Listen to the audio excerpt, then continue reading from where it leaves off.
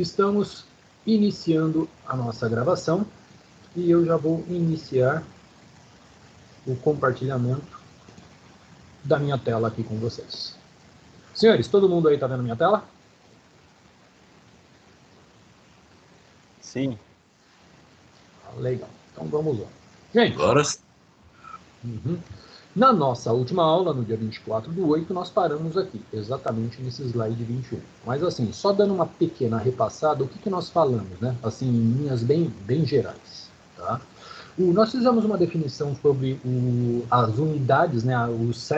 As 7 unidades básicas do sistema internacional, que é tempo, comprimento, massa, temperatura, corrente elétrica, quantidade de matéria e intensidade luminosa. As unidades a quais elas são utilizadas dentro do sistema internacional e os seus símbolos. E eu ainda deixei claro para vocês que existem as outras unidades, que são as unidades que são aceitas pelo sistema internacional. Ele não faz parte, mas o sistema internacional, né, o chamado SI, ainda assim aceita esta unidade. Lembrando que toda unidade que a gente usa, nós sempre trabalhamos com seus múltiplos e submúltiplos. Por exemplo, o tempo. A unidade fundamental do tempo no sistema internacional é segundo, mas não é por isso que a gente não trabalha com minutos, horas, dias, meses e anos. Tá? Comprimento, metro, é a mesma coisa. Tá? A gente trabalha com metro, centímetro, milímetro, quilômetro e por aí vai. Tá?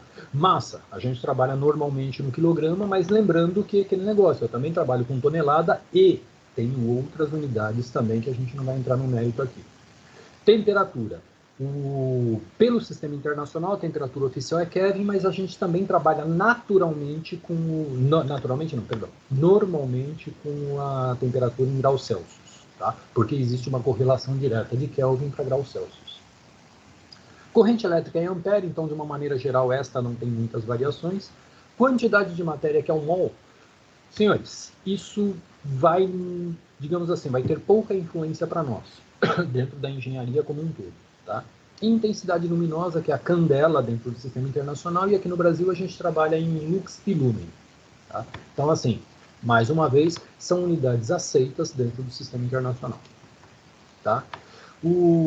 Quanto às definições que nós fizemos, né? Grandeza escalar e grandeza vetorial. As grandezas escalares são descritas apenas por um valor numérico de uma unidade.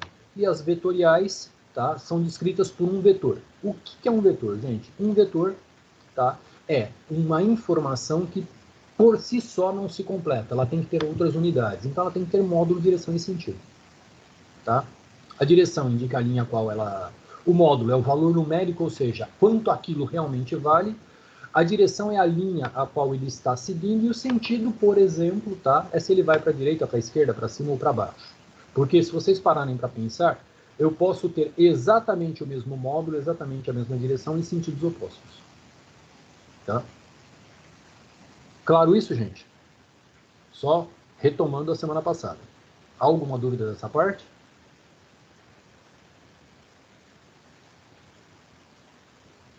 Senhores? Não, professor, tranquilo. Tá bom. Gente, aqui só uma definição de módulo, direção e sentido, né? E algumas fórmulas fundamentais que, neste momento, não são importantes para a gente, mas a gente vai enxergar lá na frente, tá? Seria basicamente a somatória, a subtração de vetores, né? A decomposição de vetores em duas condições. Isso a gente vai ver ainda e vai usar bastante um pouco mais para frente do curso. Então, aqui é só uma apresentação fundamental dessas fórmulas, né? No caso, soma e subtração de vetores, uma condição bastante simples, uma condição diagonal aqui, que já é uma parte de decomposição de força, ou decomposição no caso, né, neste caso, basicamente, quando a gente está falando em vetores, a gente está trabalhando com força, mas a coisa ainda vai um pouco além disso, mas a gente vai ver isso com calma mais para frente. E aqui a mesma situação, só que quando eu trabalho numa condição que eu tenho ângulos diferentes daquilo que é normal, né? Ou pelo menos fora dos ângulos padrões que a gente normalmente trabalha. Tá? Uma parte simples de conversão de unidade que eu falei na semana passada, mas assim, só retomando rapidamente, é o que eu falei para vocês agora, que é a conversão de unidades e a parte de unidades complementares, tá? Por exemplo, a unidade fundamental de distância dentro do SI é metro, mas eu posso trabalhar tanto com quilômetro, com milímetro, centímetro, hectômetro, enfim. São grandezas, tá? Neste caso, que são o... Como é que eu vou dizer isso, gente? Fugiu a palavra. São múltiplos, lembrei, múltiplos e submúltiplos da grandeza que nós temos pré-definida dentro do sistema internacional. Tá? Aí fizemos uma definição rápida sobre a velocidade, né? Que é a variação da posição de um objeto, seja ele quem for, em qual ponto do espaço ele estiver, em função do tempo. E a partir daí fizemos uma apresentação simples, né, de velocidade média, tá? E já começamos a fazer algumas aplicações aqui, lembrando alguns detalhes para vocês, lembrando inclusive alguns critérios, né, que muitas vezes onde a gente erra, né? Por exemplo, tá? Isso aqui que é esse exercício que a gente resolveu rapidinho na semana passada, né? Uma pessoa está fazendo uma peregrinação e ele vai andar 1.000 km. Sendo 4 km por hora a sua velocidade média, em quantos dias ele terminará o percurso? Tá? Se você responder para mim 250 horas, está errado. Foi a dica que eu estava dando para vocês na semana passada. Por quê? Porque a minha pergunta é dias e não horas. E muitas vezes a gente se confunde. Se eu falar que 250 horas está errado, o cálculo que você fez aqui está certo. Então eu não posso dizer que esse valor está errado. Mas uma coisa que a gente tem que entender é que 250 horas não responde à minha pergunta. A minha pergunta foi em quantos dias, não em quantas horas. Então, mesmo você solucionando tudo e me dando uma resposta em horas, o teu exercício, teoricamente, fica errado. É o tipo de coisa que a gente tem que tomar muito cuidado para não cometer erros. Tá? Lembrando aqui um último exercício que a gente fez a semana passada, né, que foi basicamente um exercício de velocidade média também, onde eu tenho duas médias de velocidades ao longo de um percurso. Como fazer isso e chegar na condição final. E eu fiz um pequeno lembrete aqui, né, sobre soma de fração de mesma base. Que você, na verdade, tem que tirar o MMC, que no caso aqui a gente já não tirou, porque uma vez que são múltiplos, fica muito fácil, né? Então, eu pego o maior deles, divido pelo anterior, multiplico pelo de cima e faço a soma. Foi basicamente, né, em linhas bem rápidas, assim, que isso é um resumão da nossa aula anterior. Senhores, ficou alguma dúvida aí? Podemos seguir? Vocês querem rever alguma coisa? Tranquilo, professor. Valeu a revisão aí. Foi só assim uma passada, como eu disse para você, foi algo bem básico, né? A coisa, hoje também a coisa não vai ser tão pesada, mas eu penso que a partir da próxima aula aí a coisa já vai começar a ficar um pouquinho mais complicada. Por quê? Porque nós vamos começar a juntar informações, tá? Gente, para hoje nós vamos começar, tá, com a base do movimento retilíneo uniforme, tá? O que o movimento retilíneo uniforme tem de informação importante? Ele tem informação importante que a velocidade em si é constante. Tá? Se a velocidade é constante, então neste caso a gente tem aquilo que é chamado de função horária da velocidade. Tá? Que ela indica a posição de um móvel, quando a gente fala de um móvel, é de um objeto que se move, seja ele o que for, com o passar do tempo. Tá? A fórmula básica, penso que todos vocês devem se lembrar disso do colegial, né? E todo mundo adorava essas fórmulas aqui, né? E essa aqui é a boa e velha fórmula que a gente chamava de fórmula do sorvete, tá? Onde S é igual a S0 mais V vezes T, e trocando esse monte de letrinhas em miúdos, né? S é o espaço, S0 no caso seria o espaço final, perdão, S é o espaço final, S0 é o espaço inicial, V é o V de velocidade e T é T de tempo. Tá? Todo mundo se lembra disso lá do colégio? Alguém tem dúvida?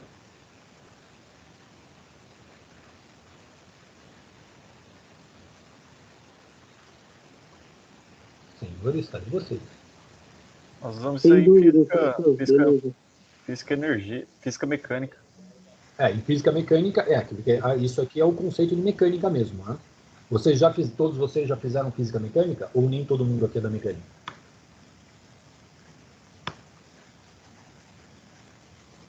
Eu já tive já, professor. Acho que todo mundo aqui é da mecânica, professor. Fizemos. Tá legal, gente. Então eu vou repassando alguns exercícios que eu já deixei aqui mais ou menos na sequência e a gente vai tocando a nossa vida, tá? Assim, não vou me atentar muito, mas assim, toda e qualquer necessidade é interessante que seja expressada, né? Para que a gente consiga deixar claro para vocês toda a situação. Eu estou seguindo bem passo a passo o livro de vocês, que é justamente para que a gente não tenha problema. Então vamos lá. Gente, velocidade constante. Tá? Quando eu tenho uma velocidade constante, eu vou ter uma situação muito parecida com essa aqui. Né? O movimento de um corpo é dado pela tabela. Tá? Tempo, tá? E espaço. Tá? Tempo em segundo, espaço em metros. Vamos lá. No tempo 0 eu tenho uma condição 44, no tempo 1, 40, no tempo 2, 36, 3, 32, 4, 28. Tá?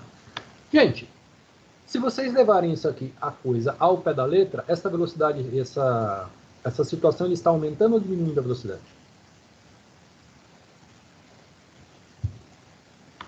Diminuindo. Diminuindo? Exatamente, gente. Essa é que é a lógica. Ou seja, isto que vocês estão acabando de ver pode parecer, num primeiro momento, um negócio assim, até meio sem sentido, mas ao pé da letra isso aí é um esquema de uma frenagem. Tá? E o que é uma frenagem? Uma redução de velocidade, que pode ou não ser brusca. Senhores, saber acelerar é muito importante. E saber desacelerar também. Todos concordam com este raciocínio? Sim. Sim. Sim. Isso é... Bom, vocês já fizeram mecânica, então acho que isso é bastante claro, né? Então vamos lá. Tá? Só seguindo a coisa aqui. Para o cálculo da velocidade, aplica-se a função horária, que é o que a gente acabou de ver, substituindo aonde eu tenho o conceito de tempo pelos tempos previamente passados, pelo que nós temos aqui. Tá? Então vamos lá.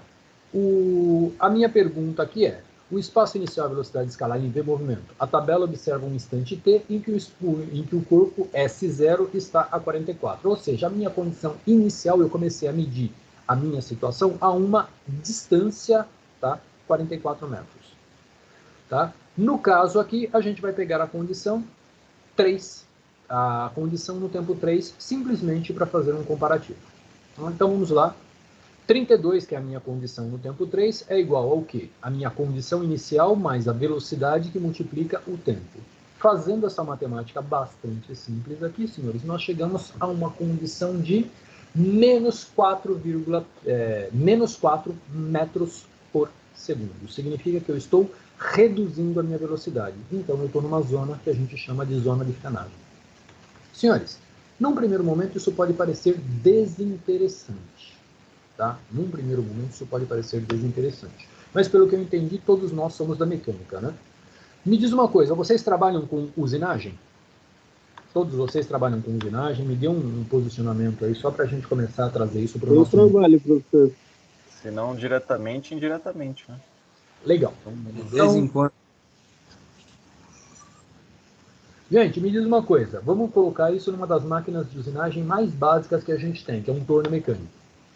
Todo mundo conhece um torno, né? Penso que sim, porque se trabalham direto ou indiretamente com usinagem, todo mundo conhece um torno. Senhores, sim. Se eu estancar a placa do torno, tá? Ela está rodando, sei lá, 1.000, 2.000 RPMs, de acordo com o que eu tenho que fazer, eu simplesmente corto a velocidade, ela tem parada instantânea. O que vai acontecer?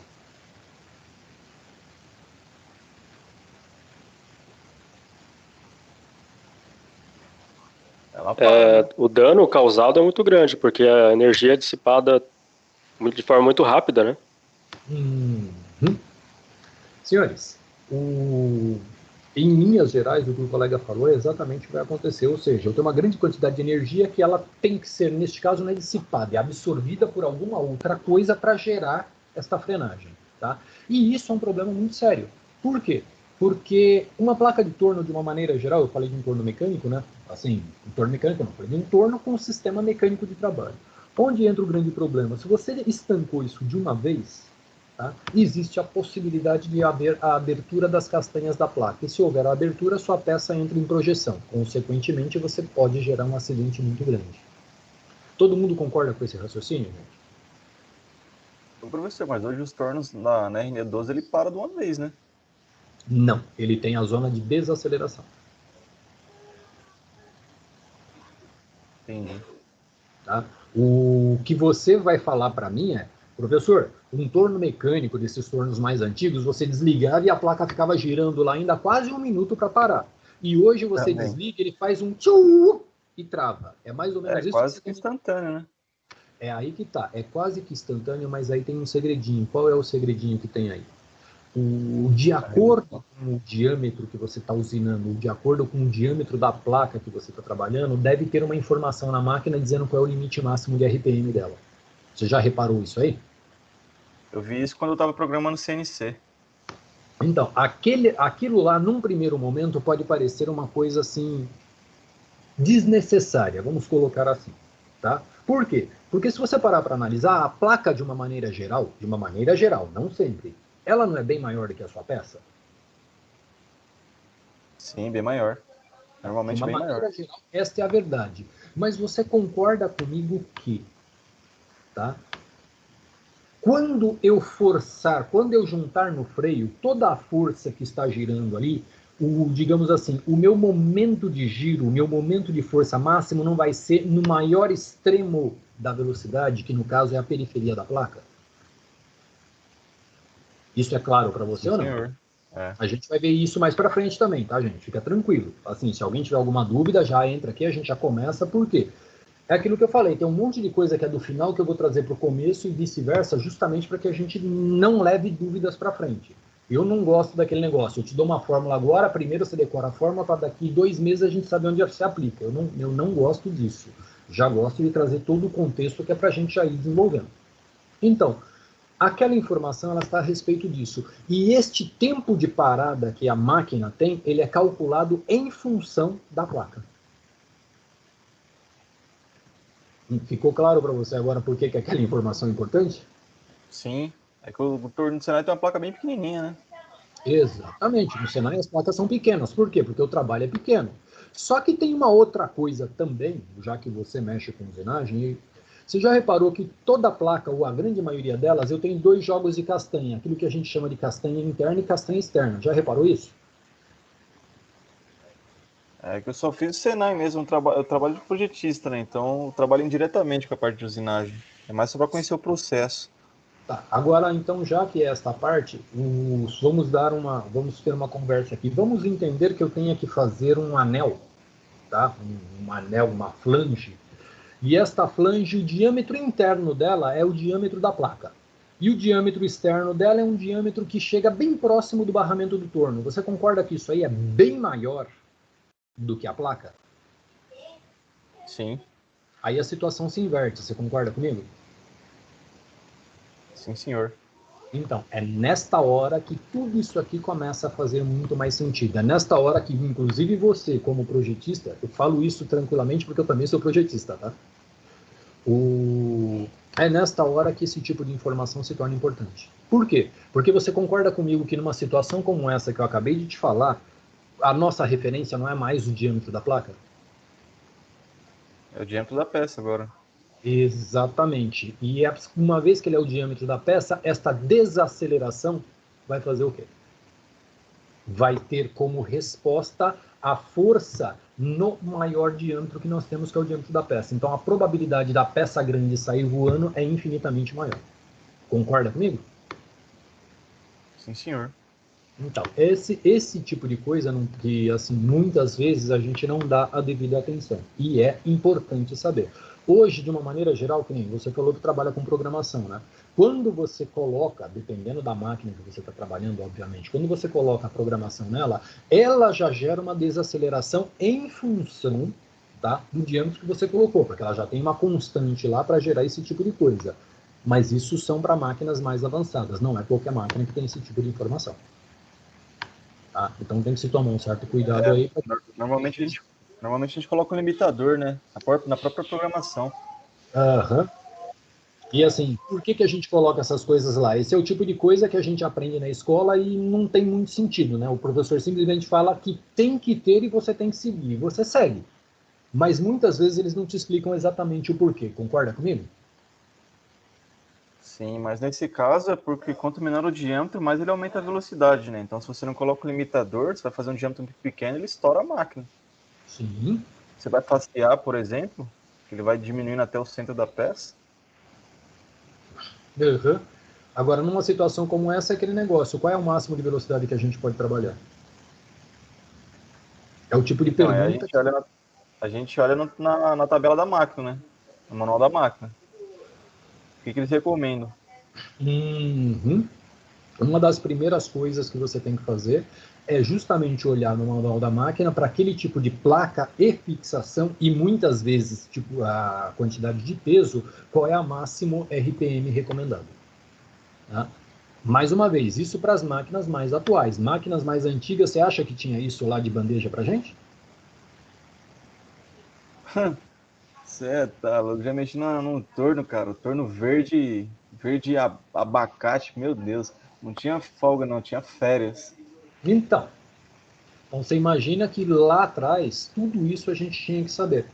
Tá? Hoje, tá, as máquinas já têm aquilo que a gente chama de travas de segurança, mas ainda assim, conhecer os detalhes é algo fundamental para que a gente não cometa erros, porque, mais uma vez, tudo depende do que você está fazendo. Tá? Depois a gente até bate um papo aí sobre algumas historinhas que eu já fiz em usinagens, acho que você vai ficar meio arrepiado. Né? Mas tudo bem. Professor, Oi. uma dúvida. Aquela tendência da placa continuar girando, ela se chama como? Momento angular? Qual é o nome do tipo de energia que faz Aquilo ali, tender a girar? ao pé da letra, nós estamos falando de inércia em movimento. Estamos falando de leis de Newton. Lembrou ou não É que, lembrou? sim, é porque no semestre passado nós tivemos, né? Aí Uhum. eu faço um pouco de confusão no que se refere momento angular com inércia, tem inércia angular também, não é? Alguma coisa assim? Sim, na verdade, tudo que é angular, tudo que nós temos na condição plana, nós também, na condição linear, nós também temos na condição angular. E neste caso, nós estamos literalmente trabalhando com a inércia angular. Tá? Por isso que eu falei para você, é a inércia da situação. No caso do giro, é inércia angular. Ah, perfeito. Obrigado, professor. Tá? Fica tranquilo. Gente, tudo tranquilo? Vamos seguindo? Tranquilo. Então, vamos lá. Senhores, mais um exercíciozinho aqui muito simples, tá? Um objeto com velocidade constante de 20 metros por segundo parte na posição 5 de uma reta numerada crescente. Determine a posição do móvel após 15 segundos de movimento. Senhores, mais uma vez, tá? Vocês fizeram já a física mecânica, então é evidente para vocês tudo isso que eu estou falando aqui. Gente, isso aqui é só aplicação de fórmula. Vocês concordam comigo? Não tem nada demais aqui além de aplicação de fórmula. O grande diferencial é como é que eu vou aplicar esse negócio. Então, aí a coisa muda de figura. Para começar, senhores, me diz uma coisa. Na natureza, em condições normais, existe velocidade constante?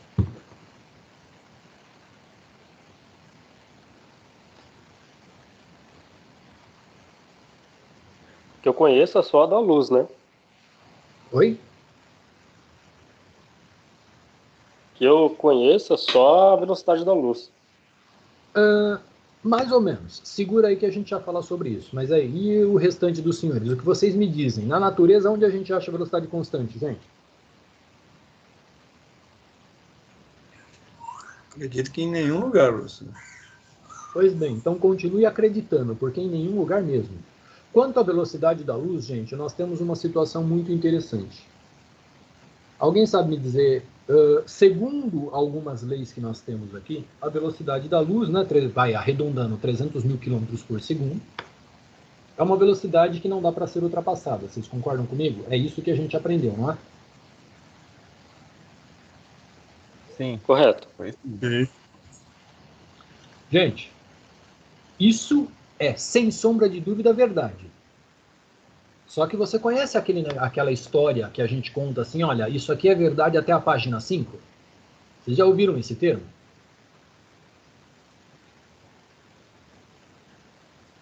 Eu Ou até já. a 2, né? Gente, tem coisa que é verdade até a página 1, tem coisa que é verdade até a página 2, tem coisa que é verdade até a página 10, que no caso seria 100% verdade ou aquilo que a gente chama de verdade absoluta. Senhores, esta situação de que a velocidade da luz, tá, ela é única e imexível, ela só é verdade até a página 5. Por que ela só é verdade até a página 5? Porque eu consigo dobrar a velocidade da luz. Vocês sabiam disso?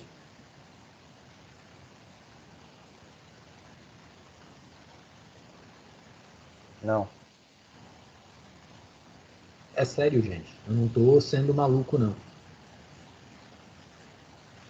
Senhores, existem experimentos, eu não vou entrar no mérito disso, tá? Mas só para abrir a visão de vocês. Dentro da nossa condição macro, o que é macro? Dentro da condição de alguma coisa grande que a gente consegue pesar, imaginar, sentir e entender a matéria, é verdade. Nós jamais vamos conseguir, jamais dentro do conhecimento que nós temos hoje, que fique isso muito claro, ultrapassar a velocidade da luz. Tá? Dentro daquilo que a gente tem hoje. Tá? Só que quando nós estamos falando com partículas subatômicas, eu consigo, inclusive existem experimentos já, vocês podem pesquisar, que vocês vão encontrar, experimentos que conseguem medir até 5 vezes a velocidade da luz. E isso aí já se comprovou. Só que nós estamos falando com subpartículas. Tá? Ou seja, serve para o nosso mundo grande? Não, isso só serve para o mundo atômico, são coisas diferentes. Dentro da nossa condição macro, o máximo é a velocidade da luz.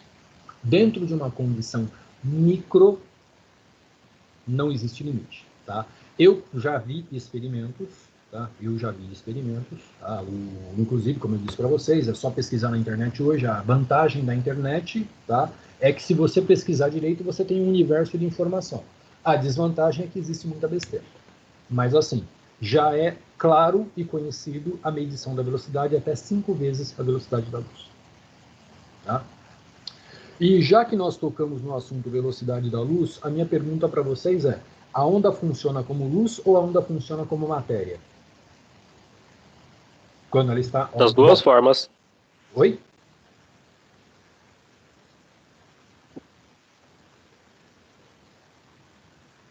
E quando é que ela funciona de um jeito e quando ela funciona do outro?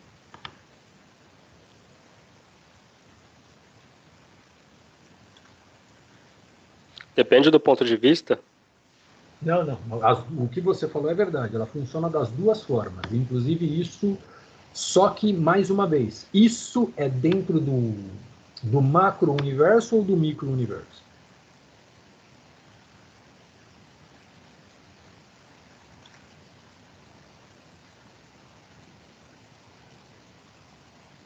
Maluquice, gente? Isso é no micro-universo. Exatamente, isso é micro-universo. É exatamente por ele funcionar, porque a luz funciona desta maneira, tá? Exatamente porque a luz funciona desta maneira, que ela consegue ter velocidades diferentes. Né? Porque em determinadas situações ela funciona como matéria, em determinadas situações ela funciona como oscilação de onda. Então, uma ela vai dar um resultado, outra ela vai dar outro resultado. Tá? E por isso que a gente consegue ter essas diferenciações. Mais uma vez, isso é no mundo subatômico. Tá? Então, não serve para a gente no mundo real, por assim dizer. Tá? Na nossa condição mundo real, o máximo que a gente vai conseguir chegar é a velocidade da luz. Mas ainda assim, estamos a uma distância, a velocidade da luz de conseguir chegar nesse ponto. Tá? Podem ter certeza disso.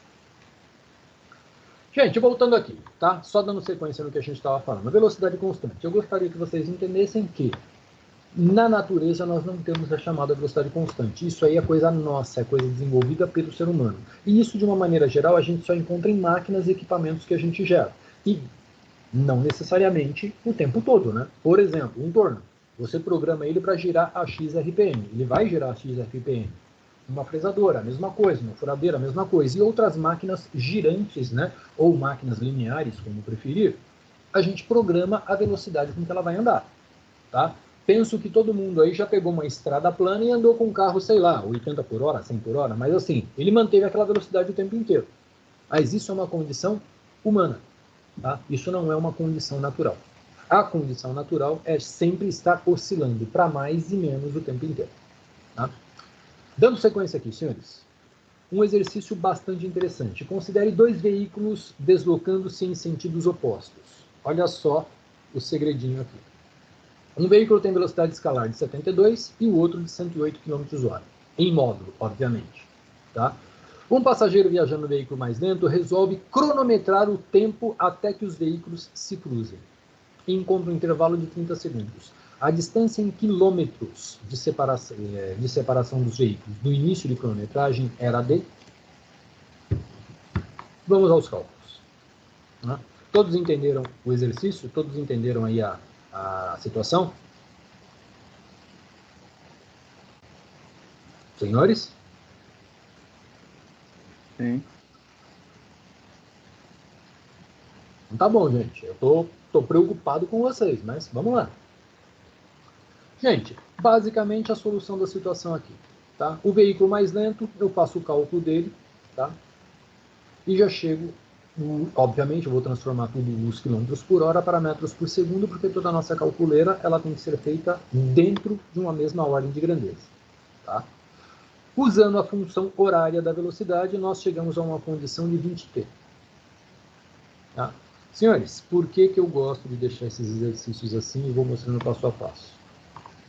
Se eu falar para você que aquele negócio, o espaço final é 20t. Isso diz alguma coisa para vocês?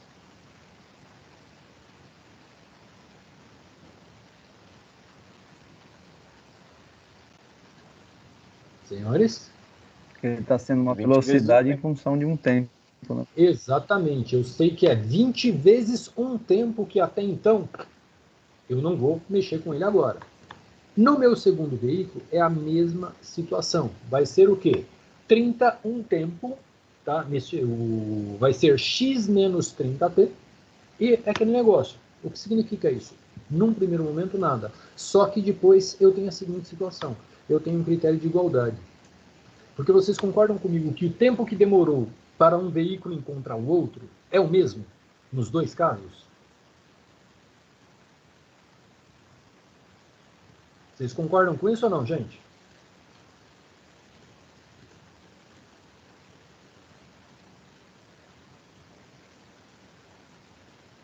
Sim, professor. Tempo é igual. O tempo é igual, vocês concordam comigo? Porque é aquele negócio, tanto um quanto o outro, o tempo que se demorou até um encontrar o outro é exatamente o mesmo tempo, então eu tenho um critério de igualdade. Então, numa situação como essa aí, eu tenho que a minha definição é dado em 50 vezes t.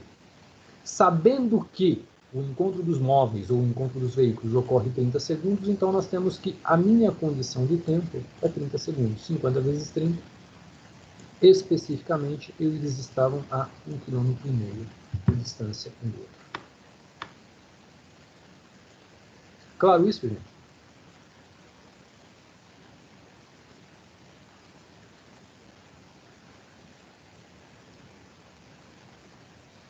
Senhores?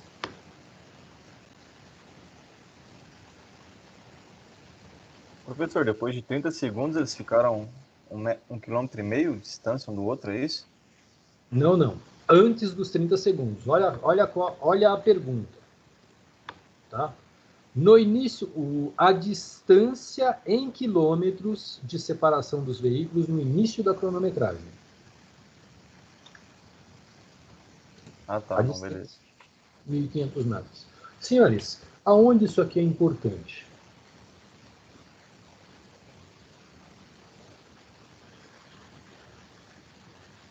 Alguém saberia me dizer aonde isso é importante?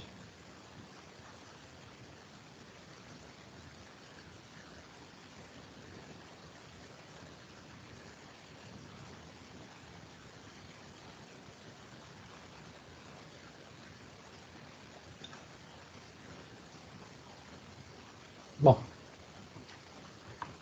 vamos lá, gente. Vamos entender que vocês trabalhem com um sistema de transportes, por exemplo, sobre ferrovia. Tá? Nós trabalhamos com um sistema de distribuição ou um sistema de logística, por assim dizer. Tá? Saber onde parar, quando parar e onde vai haver a interceptação do que você precisa para fazer uma distribuição pode fazer com que você venha a ter grandes lucros ou evitar grandes prejuízos. É uma questão de o que vai se encontrar e onde. Tá? Isso pode parecer brincadeira, tá? Mas dentro de um sistema de transporte, logística faz toda a diferença. Onde a coisa vai se encontrar e por quê. E trazendo isso para um mundo fabril, numa grande empresa com sistemas de transporte sob esteira, tá? De acordo com a velocidade que você impõe em cada uma delas, você vai deixar as peças se encontrando, ou vai deixar a peça ou as peças, né? No caso, se for uma montagem, se encontrando exatamente no ponto que você precisa para que você faça a montagem. Vocês conseguem enxergar isso, ou o que eu falei é muita maluquice para vocês?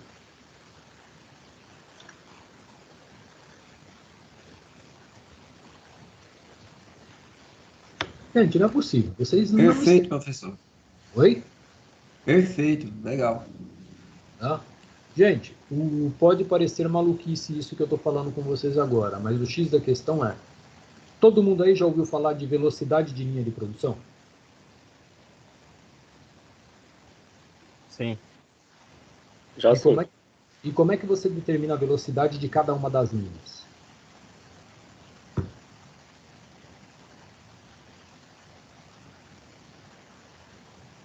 Será que isso que a gente está vendo agora tem alguma coisa a ver com isso?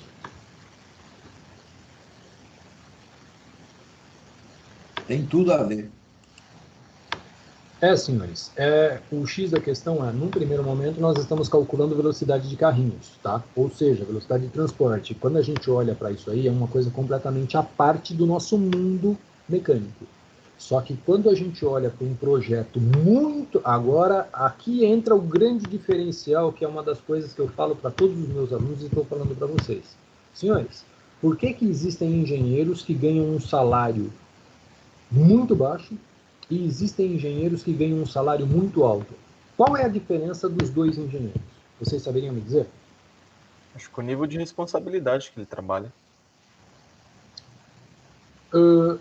Só que para você chegar num nível de responsabilidade alto, você tem que comprovar o quê?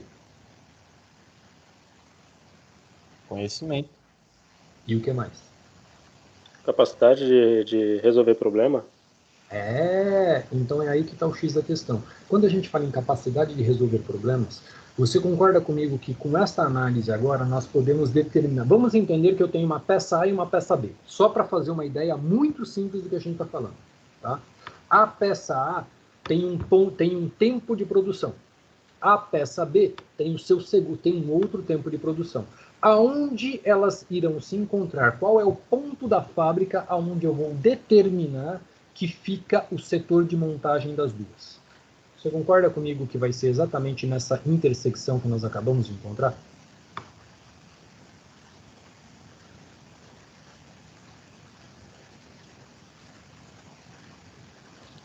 Sim, professor. Agora ficou mais fácil visualizar a situação desse cálculo.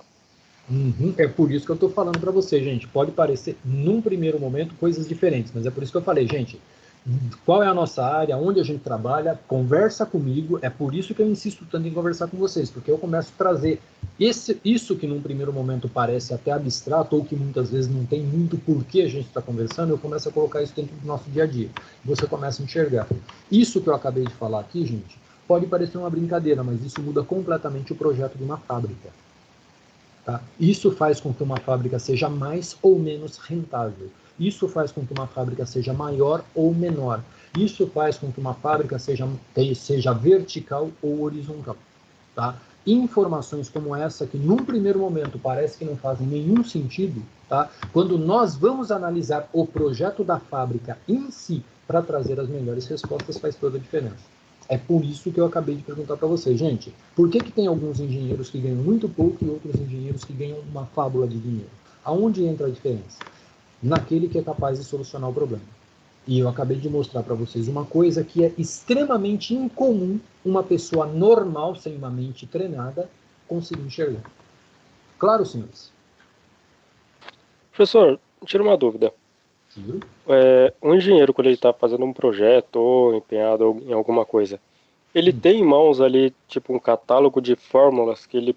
Porque ele não vai lembrar tudo de cabeça, né? Que ele consiga consultar no momento de um projeto? Você me permite te fazer o comentário que o meu professor de física, quando eu estava fazendo a minha primeira faculdade, me falou?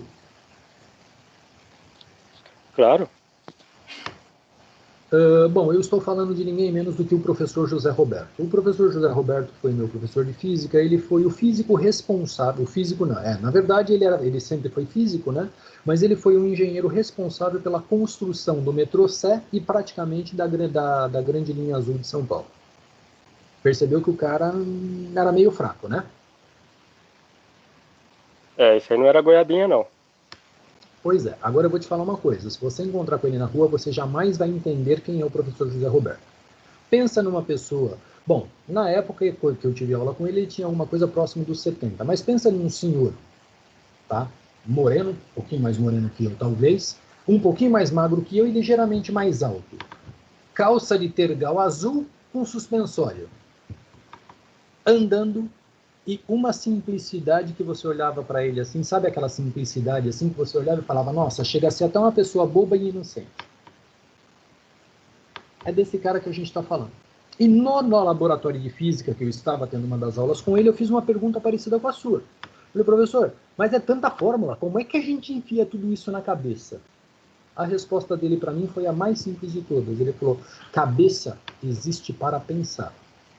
Fórmula, a gente tem o livro de notas. E hoje, se você quiser, inclusive eu até tenho um aqui na mão, ele pegou e me mostrou, existe o que a gente chama de handbook. Tá? Handbook of Formulas, isso em inglês, né? Ou o livro das fórmulas, traduzindo assim de uma forma meio literal para o português. O que é o livro das fórmulas? É o que a gente chama de handbook de fórmulas. Tudo que você precisa de fórmula está dentro desse livro. Inclusive tem vários desses na internet, tá? Se você digitar lá na internet handbook de fórmulas, tá? É que brasileiro adora essa mania de ficar misturando o inglês com o português, né? Não sei porquê, eu acho horrível, mas, enfim, é o que se faz. Se você escrever na internet handbook de fórmulas, você vai encontrar muitos deles, tá? Então a primeira coisa que eu te digo é, para que você precisa saber da fórmula? Você não precisa saber da fórmula, você precisa saber do problema, das variáveis do problema. A partir daí você encontra as fórmulas sem nenhum problema em vários níveis. Tranquilo? Maravilha, professor. Tá? Inclusive está aí a dica, tá? Que não é só para você não, é para todo mundo, os colegas que estão escondidos atrás da tela aí que eu não estou vendo. Tá aí a dica. Você tem problema com fórmula, você acha que você vai ter dificuldade? Ótimo, procure um handbook, tá? Handbook of Formulas ou handbook de fórmulas, tá? Ou livro de fórmula, porque vai que tem algum que já está traduzido adequadamente para o português. Você pega um livro desse, você acha tudo que você precisa. Na verdade era mais uma curiosidade, porque fórmula, não adianta você ter o livro de fórmula lá e não souber aplicar, né? Ah, sim, mas o que eu estou querendo te dizer é o seguinte, tem muito desse que é gratuito. Entendeu? Tem muita... Porque a fórmula, na verdade, você concorda comigo que a fórmula, ela não é segredo intelectual de mais ninguém hoje em dia? Sim, concordo. Então, uma vez que ela não é segredo de mais ninguém, é simplesmente a publicação. Só que tem muitas publicações que têm mais de 20, 30 anos e as fórmulas não mudaram. Então, ao pé da letra, esses livros são domínios públicos. Então, é por isso que eu estou te falando. Você tem dificuldade, não tem problema algum na internet, você acha vários. Se bem que com a internet hoje a coisa é muito mais fácil, né, meu? Você precisa fazer um cálculo de velocidade e você escreve na internet, fórmulas de velocidade. Aparecem todas para você. Tá? Então, assim, é muito tranquilo hoje toda essa parte de fórmulas. Tá? O grande diferencial é, você precisa entender as variáveis que estão na fórmula. E é aí que a coisa pega. Uma coisa que eu sempre falei para os meus alunos, e me lembro de ter falado para vocês no último semestre, tá? Se eu não me engano, eu falei para vocês no último semestre. Falei sim. Tome cuidado com quem te dá fórmulas. Tá? Acredite em quem te dá conceitos. Porque quem tem conceito tem tudo. Quem tem fórmula não tem nada. Tá? Porque se você tem o conceito, você resolve o problema. Se você tem uma fórmula e você tem uma variável que você não encontra ali ou você não entende, você não vai resolver o problema nunca. E se você tem o conceito, você vai usar trocentas ou quantas fórmulas forem necessárias, ou até mesmo por dedução, e solucionar seu problema.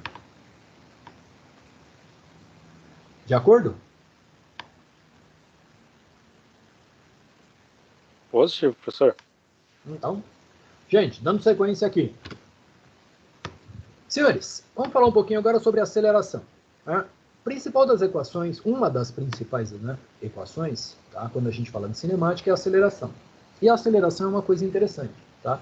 É a variação da velocidade pelo tempo. Tá? Isto significa o quê? Significa que a velocidade não é constante. Isso é o que a gente pode dizer que a gente encontra no mundo real. Tá? Você mesmo, quando você sai para correr, tá? Vamos imaginar que você vai dar uma corrida. Num primeiro momento você vai aumentando a velocidade, tá? Não importa por quanto tempo, aí vai depender do físico, né? Da condição atlética que você tem, mas uma coisa que é natural. Você vai sair de uma velocidade menor, chegar numa velocidade maior e ir decaindo a velocidade até parar. Isto é a condição natural. Tá? E isso não acontece só com você, isso acontece com praticamente tudo na natureza. Furacões são assim, terremotos são assim, tsunami é assim, vendaval é assim, chuva é assim, tudo é assim. Tudo começa muito devagar, aumenta até um limite máximo e depois diminui. Ele pode aumentar muito rápido, pode aumentar muito devagar e pode demorar muito tempo para decair, mas ele nunca é constante, ele sempre vai ter esta curva, sempre vai ser esta parábola a nossa variação. Tá? Gente, aqui a coisa começa a ficar interessante. Tá? Considere um trem partindo de repouso e movendo-se sobre um trilho retilíneo, uniformemente acelerado, durante 2,5 minutos até atingir uma velocidade de 540 km por hora. Obviamente, senhores, eu estou falando de um trem de velocidade rápida. Tá? Isto não significa que ele seja muito rápido, porque hoje nós temos os Magna leves que passam muito fácil dos 540 km por hora. Tá? Nessas condições, a aceleração do trem em metros por segundo é... Vamos lá. A velocidade deve ser utilizada em metros por segundo. Para isso, devemos dividir os 540 km por hora pelo fator 3,6, que é o fator básico. Penso que isso é bastante conhecido de todo mundo, até mesmo porque vocês já fizeram física mecânica, então acho que eu não preciso nem explicar os porquês disso aqui. Mas se precisar, é só falar, gente. O que resultará numa velocidade de 150 metros por segundo.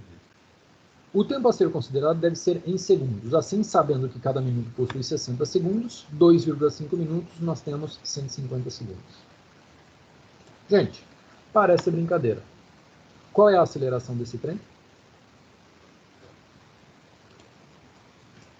Senhores?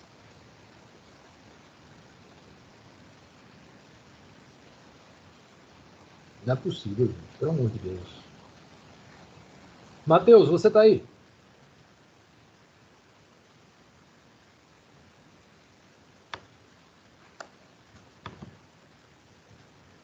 Professor, sumiu a tela aqui. Oi? Tudo bem, então vamos lá. Ela sumiu, ela dessumiu. Ela já deve estar aí, né, agora. Agora sim. Voltou? Então.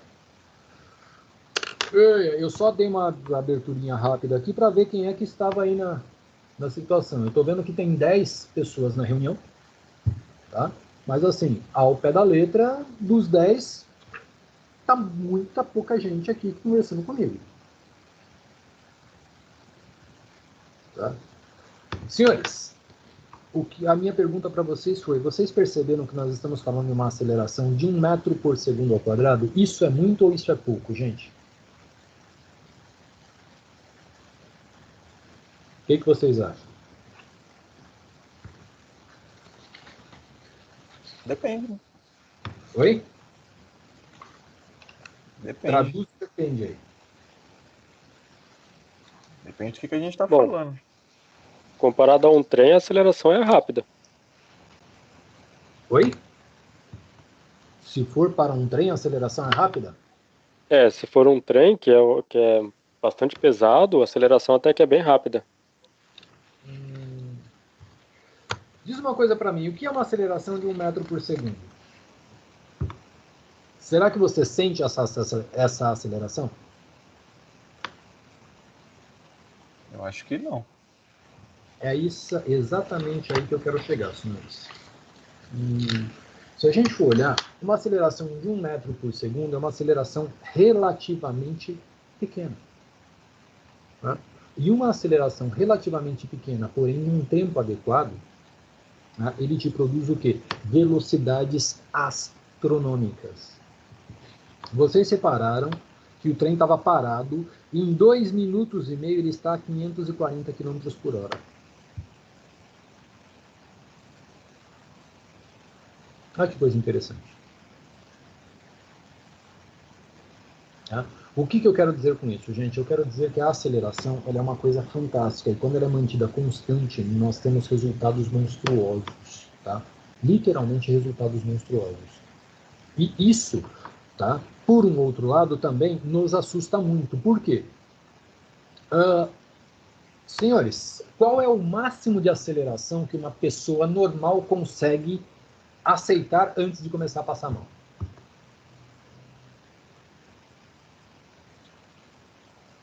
Um 7 a 8G? Gente, 7G, 8G já é uma coisa bastante grande, tá?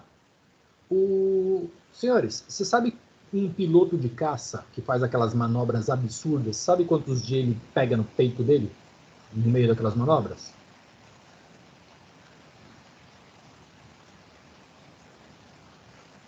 Não, professor.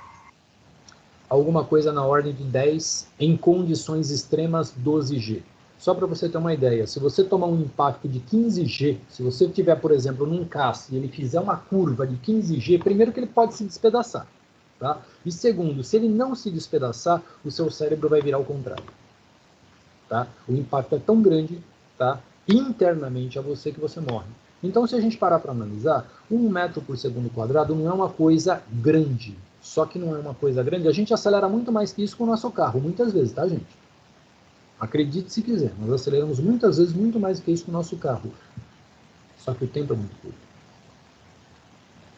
Tá? Nós trabalhamos com um tempo muito curto. Então, vale lembrar que a aceleração é uma coisa muito interessante e que muitas vezes a gente não dá a devida atenção para ela. E ela vai fazer muita diferença para nós. Tá? Todo mundo aí é da área de mecânica. Foi isso que vocês me falaram, certo? Certo. Certo, Legal. professor. Todo mundo aí já ouviu falar em usinagem high speed, não já? Sim, eu já. Alguém sabe me dizer o que é usinagem high speed? É usando a velocidade super alta, né? Mais ou menos. Mais alguém, me dê a sua opinião. O que é usinagem em high speed?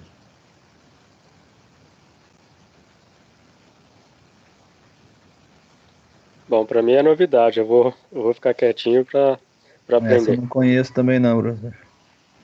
Gente, todo mundo já ouviu falar em usinagem em alta velocidade, não é? High speed, traduzindo para português, em alta velocidade. Mas, mais uma vez, a gente cai naquela situação. O brasileiro ama de paixão termos em inglês, tá?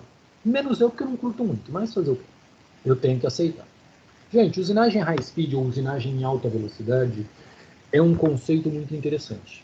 Qual é o conceito? Quando a gente fala em usinagem high speed, que é o que, teoricamente, né, a última palavra em usinagem que a gente tem hoje no mundo, nós trabalhamos com algumas coisas muito interessantes. Entre elas, a aceleração.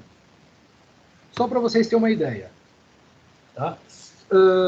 Uma máquina trabalhando a 100 mil RPMs, tá? Ela está trabalhando em alta velocidade? De todas que eu vi, sim. Sim, Bem alto. Gente, ela está trabalhando em alta velocidade. Agora, olha a minha pergunta. Ela é uma máquina de usinagem em alta velocidade?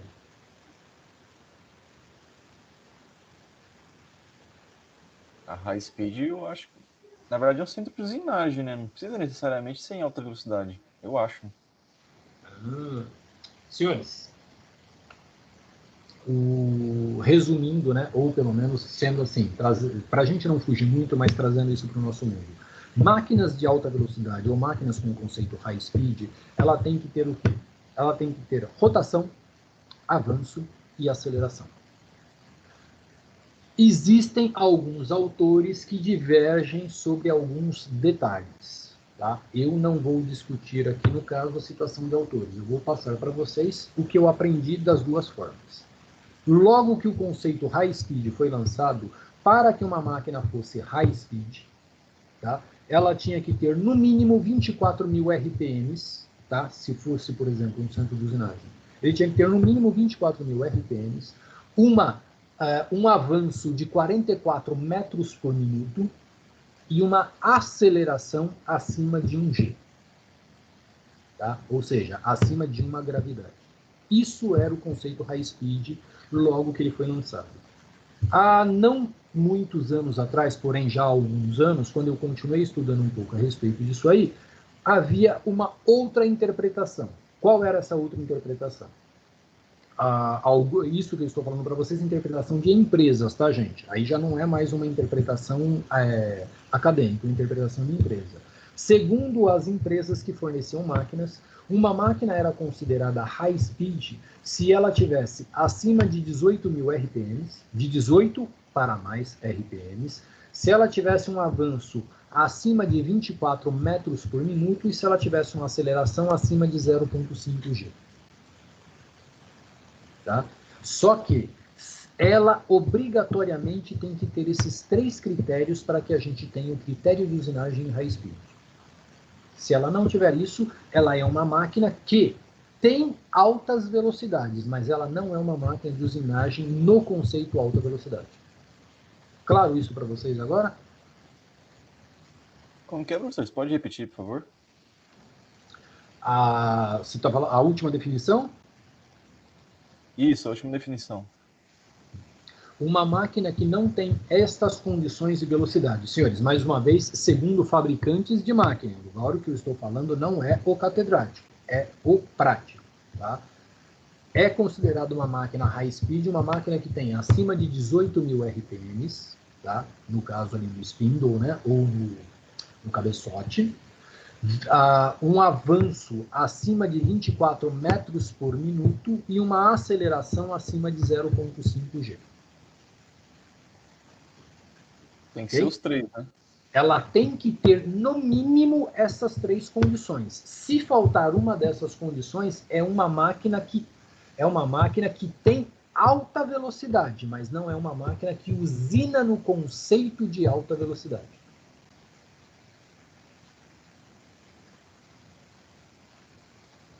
Obviamente, eu estou esperando algum de vocês me perguntar: professor, mas o que é conceito de usinagem em alta velocidade? Estou esperando alguém fazer essa pergunta, tá?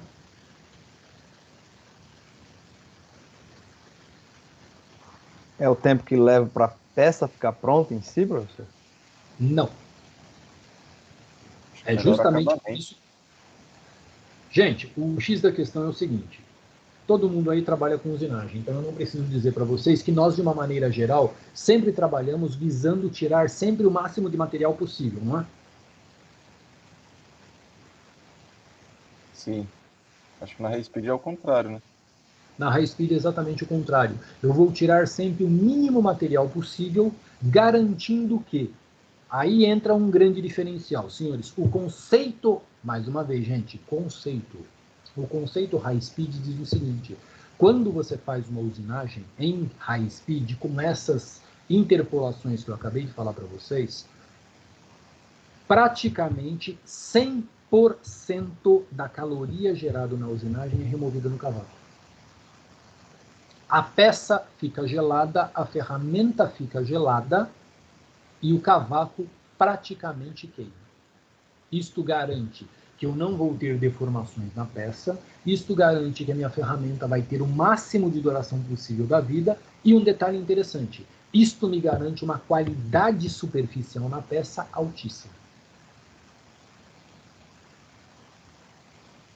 Claro, agora, senhores? Então o foco desse equipamento é mais questão de qualidade e durabilidade do que quantidade de produção em si, né? Não, ele faz uma produção muito alta, inclusive. Muito alta mesmo. Né? Só que aonde entra o grande diferencial? O grande diferencial dele entra na qualidade final do produto. Eu vi um vídeo, o cara usinando um capacete de cross, cara, na high speed. Ficou muito louco. Senhores, eu não tenho mais essa peça. Se eu tivesse, eu mostrava para vocês. Imagina um retângulozinho, tá? Um retângulo não, um quadradinho, tá? De mais ou menos 50 por 50. A pessoa que fez a usinagem, ele demorou se não me falha a memória, demorou 8 ou 9 horas para essa peça ficar pronta. O que ele fez? Ele fez um rebaixo de 15 milímetros de altura. Só que ele usinou em volta de 12 agulhas de 0,3 décimos. Ele deixou na peça, imagina a peça como se ela fosse um alfineteiro, tá?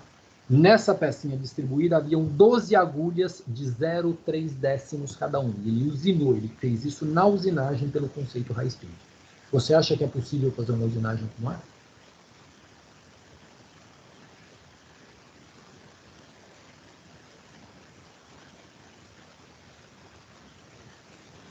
Gente, vocês entenderam o que eu falei?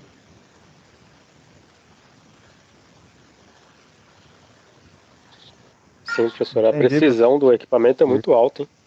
Não, é uma coisa absurda. Então, nós estamos falando de usinagem de altíssima tecnologia. Então, quando a gente fala em usinagem de altíssima tecnologia, gente, o nosso conceito de produção muda um pouco, tá? Então, não é volume de peça produzida para atender a um mercado. É volume de peça produzida para atender a uma necessidade de altíssimo nível. Então, é por isso que eu falei. Temos um nível de produção até bastante alto, só que o nosso foco aí agora é outro, tá? Não é eu, por exemplo, produzir, sei lá, gente, vou falar uma coisa absurda agora, tá? Não é eu produzir roda de carro, entendeu? É eu produzir, sei lá, um componente específico para um ônibus espacial, por exemplo. Entendem agora a grande diferença de uma coisa para outra?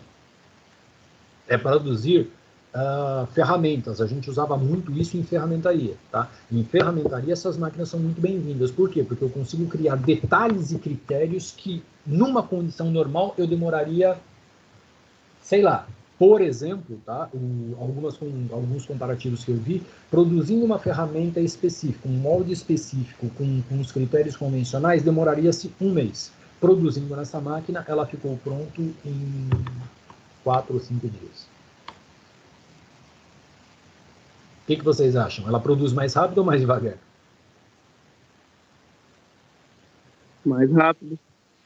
Mais rápido. Sim, só que nós estamos produzindo uma peça. Nós não estamos produzindo roda de carro que eu preciso produzir centenas de milhares. Ficou claro para vocês agora a diferenciação?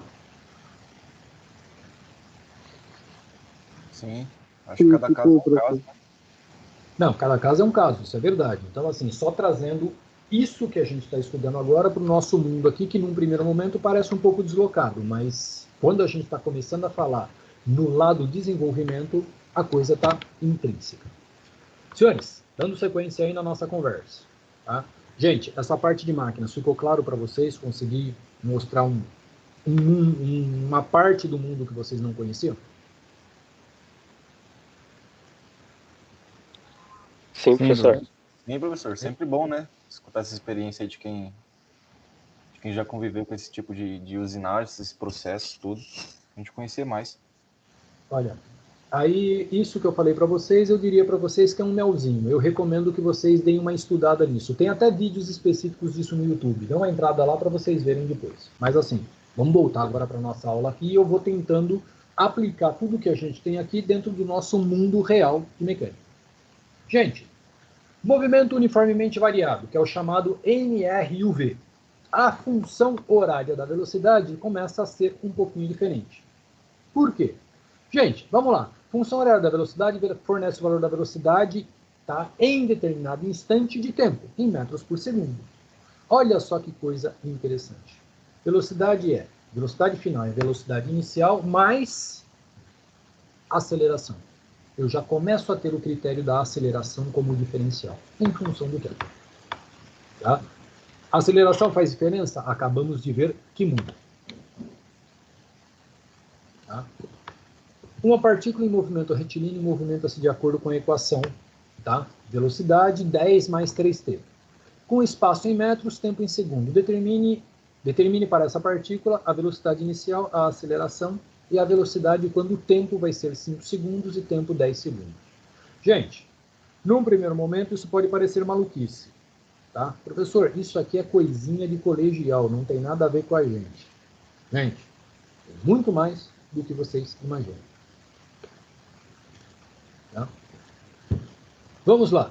Utilizando a função horária, eu só vou, num primeiro momento, substituir a condição de tempo, que é o que é pedido. E coloquei a condição, tá, nas velocidades que foram informadas e o tempo. A velocidade inicial, tá, na fórmula, o número é 10. Portanto, a velocidade é 10 metros por segundo. A aceleração. A equação é o número 3, portanto, 3 metros por segundo. A própria determinação aqui já me diz boa parte do que eu quero, ou seja, é a análise de fórmula. Tá? A condição C, a velocidade quando o tempo é 5 e quando o tempo é 10. Tá? Olha só a coisa interessante. Quando o tempo é 5, tá? A velocidade é 25 metros por segundo. Quando o tempo é 10, nós imaginamos num primeiro momento que é só dobrar. E é aí que a gente se confunde, porque a verdade não é essa. Tá aí o resultado para vocês. Tá? Ficou claro para vocês que aquela nossa visão de dobrar as coisas começam a ficar diferente quando a gente começa a trabalhar num mundo diferente, que é esse mundo físico. Tá? Então tá aqui uma referência só, bem basiquinha para vocês verem. Gente, alguma dúvida disso aqui?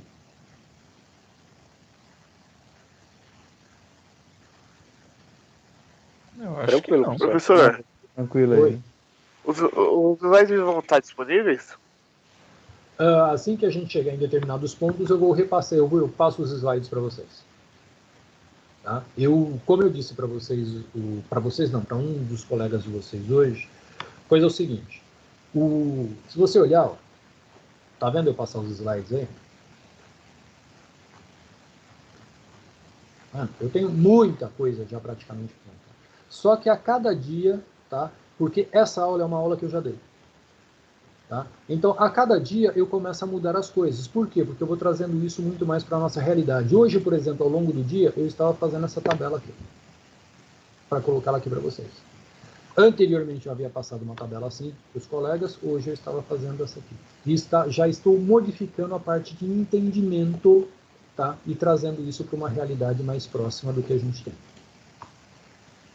Entendeu? Por isso que eu não passo os slides antes. Porque, com certeza, a cada vez que eu dou a aula, eu vou modificando aquilo que está dentro dela. Porque senão vira uma aula de prateleira, né, gente? Vocês concordam comigo? O que vocês acham? Se eu dou a mesma aula para todo mundo o tempo inteiro, sem exemplos novos, sem trazer isso para a realidade, vai ficar um negócio que, sei lá, para mim fica horrível. Tá? Eu não gostaria. Então, como eu não gostaria, eu não faço isso com vocês. Mas, sim, assim que a gente chegar em determinados pontos, que a gente for finalizando os capítulos, eu vou passando os slides para vocês. Tá? Senhores, vamos lá. Uma coisa interessante que nós acabamos de ver aqui é, para tempos diferentes, eu vou ter velocidades diferentes. E mesmo quando eu trabalho com o dobro do tempo, tá, eu vou ter situações de velocidade final diferente. Isso é de extrema importância porque, de uma maneira geral, era muito fácil para a gente, né, gente? Se o meu tempo é igual a 5, a velocidade é 25 metros por segundo. Se eu dobrar o tempo para 10, a minha velocidade vai ser... Nós tendemos naturalmente a dizer 50. É por isso que eu fiz das duas formas para mostrar para vocês. Não adianta tentar inventar aonde a gente não conhece. Segue passo a passo que é melhor.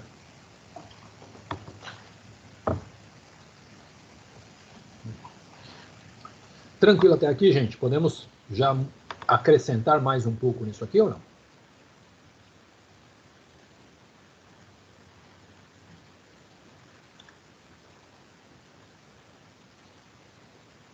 Senhores? Manda bala aí, professor. Gente, vamos começar agora numa outra situação muito interessante. Vamos lá.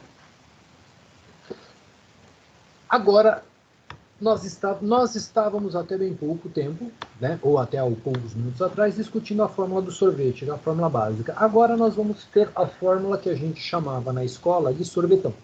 Por quê? Porque agora eu tenho aceleração e tempo ao quadrado. É a função horária da posição para movimentos retilíneos uniformemente variáveis.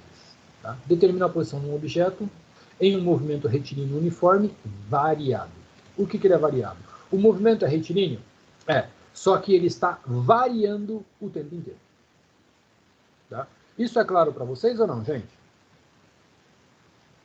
Quem aí gosta de andar em montanha-russa?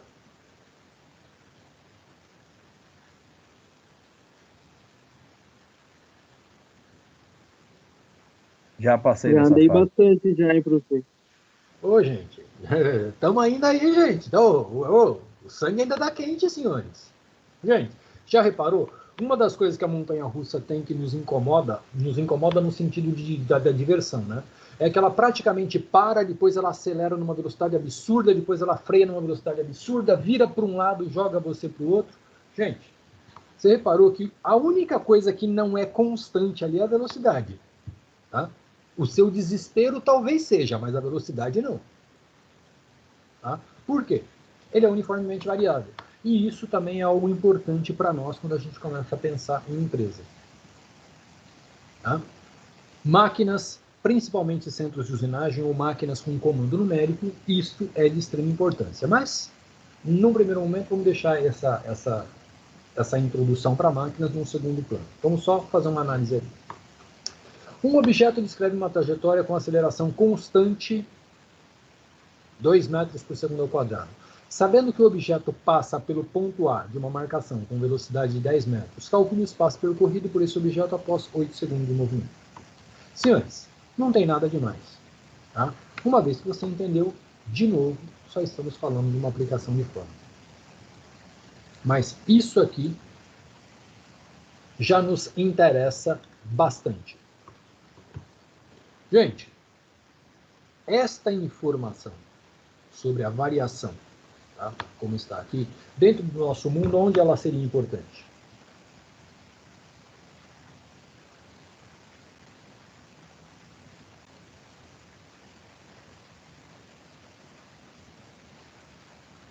Senhores?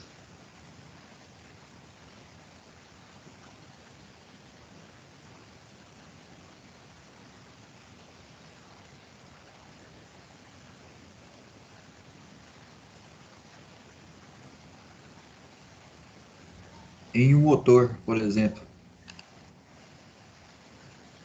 No motor, sim. E onde mais, gente?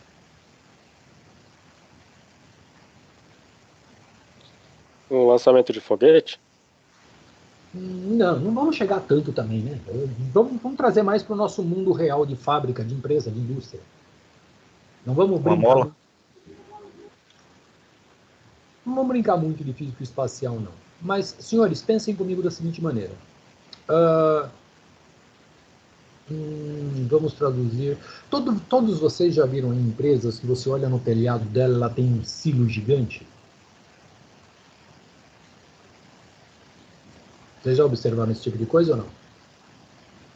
Tem o que, professor? Cortou. Silo.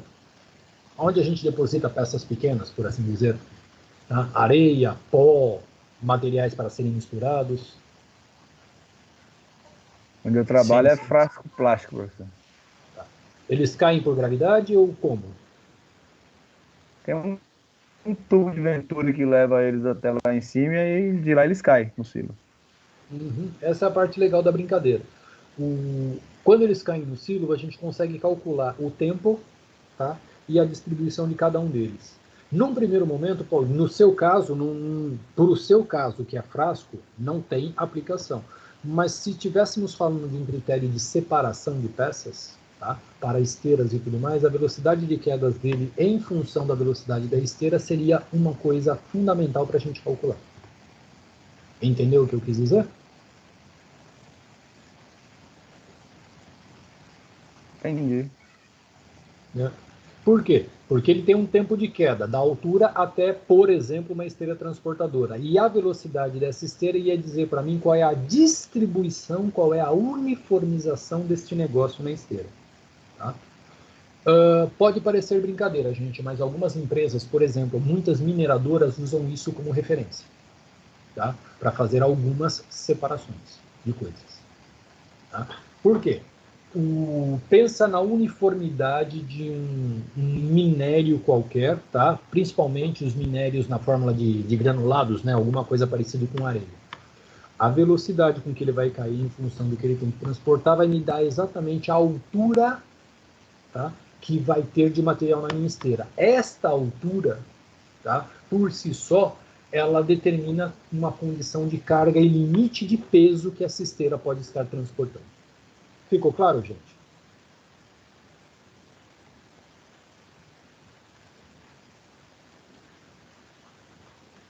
Senhores, conseguiram me entender ou falei muita maluquice? Consegui entender sim, professor. Então, se ficou claro para todo mundo, está aqui mais uma importância que, mais uma vez, a gente olha para isso aqui e fala, isso é um cálculo de coisas que a gente tem que aprender, principalmente no colegial, né? E não serve para nada, não, serve para muito, tanto que estamos retomando tudo isso. Tá? Gente, um objeto descreve uma trajetória com aceleração constante, tá? Opa, desculpa, isso é o que a gente acabou de fazer. Tá? Senhores, aquilo que eu acabei de falar para vocês, tá? Um objeto é abandonado no alto de um prédio e inicia uma queda livre. Sabendo-se que esse objeto leva 3 segundos para atingir o chão, calcule a altura deste prédio. Tá? Considerando a aceleração da gravidade, só para ficar mais fácil, né? Arredondando 10 metros por segundo ao quadrado. Senhores, esses aqui são os exemplos clássicos de queda livre. Tá? Como eu disse para vocês, isso pode não parecer importante num primeiro momento. Mas acreditem, isso pode fazer muita diferença dependendo do que você vem a trabalhar. Tá? Fazendo o cálculo aí, sem muitos detalhes, né? Velocidade inicial, neste caso, 0 metros por segundo, tempo 3 segundos. Gravidade, 10 metros por segundo quadrado. Tá? A altura do prédio, no caso, tá? Vai ser a diferença da condição final menos a condição inicial. Tá? Mais uma vez, só aplicação de fórmula. Tá? Através da equação horária do espaço, tá? A equação horária do espaço, nós vamos chegar à altura do prédio de 45 metros. Gente, mais uma vez, por que isto é importante? Tá? Alguém aí se interessa em medir profundidade de cavernas e coisas assim?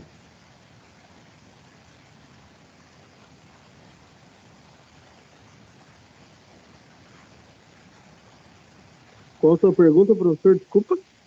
Se algum de vocês se interessam em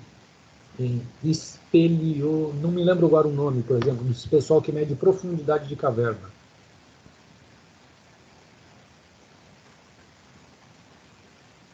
Ah, professor, eu não me interesso muito, não. Nunca cheguei a ver, não.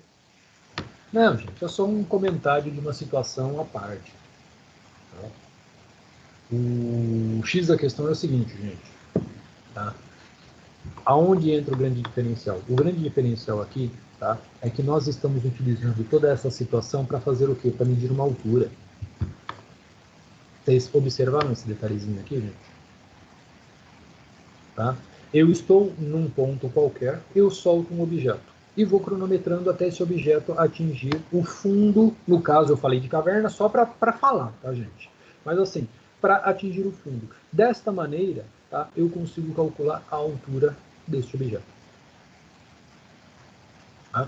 E outras coisas mais interessantes que a gente tem aí, senhores. Isso que nós acabamos de ver é só um dos detalhes. Tá? Outro detalhe importante que a gente consegue ver com isso aqui também. A partir dessa ideia aqui, nós vamos utilizar essas informações, por exemplo, para calcular a energia com que esse objeto atingiu. Aonde isso é importante, senhores? Em muitos lugares, isto pode ser de extrema importância. Não sei se é o caso, tá? Não sei se é o caso de vocês, não vamos nem discutir no primeiro momento, mas todo mundo aí já ouviu falar sobre forjaria? Já sim, professor. É assim. Tá? Acho que forjaria tem tudo a ver com o nosso mundo mecânico, não tem, gente? Tem sim. E, senhores, qual é a máquina, estamos falando de máquina agora, né? Mais antiga dentro da forjaria, no caso, né, a forjaria comercial, a forjaria dentro de empresas. Vocês conhecem? Vou meio que dar uma chutada aqui, professor. Seria a prensa, não? É da família da prensa, mas não é uma prensa. É quase uma prensa. Martelo? Agora qual martelo?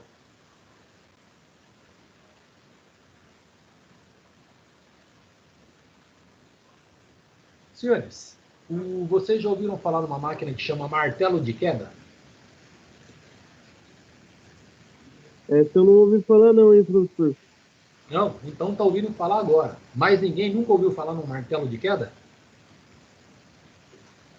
Eu já vi os pneumáticos.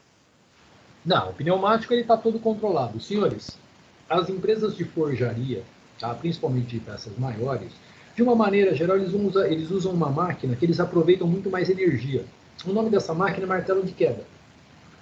Todo mundo aí já viu um bate-estacas desse aí que o pessoal usa na construção civil? Já, professor. O que aquilo lá faz? Ele pega uma massa, ergue até uma altura previamente determinada e depois ele solta a massa. Não é assim que a coisa funciona? Exatamente. Certo, senhores? No Senai tem bastante. Eu já vi bastante dessas máquinas, desse martelo aí.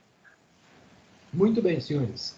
Este tipo de informação a gente usa dentro da área de mecânica, lógico, não só essa, mas, como eu disse para vocês, é um dos conceitos É que a para gente... teste de dureza, né, professor? Não, Fazer teste tem os testes de impacto que são usados para dureza, que são desta forma também, são previamente calculados. Mas os martelos de queda, eles são o quê?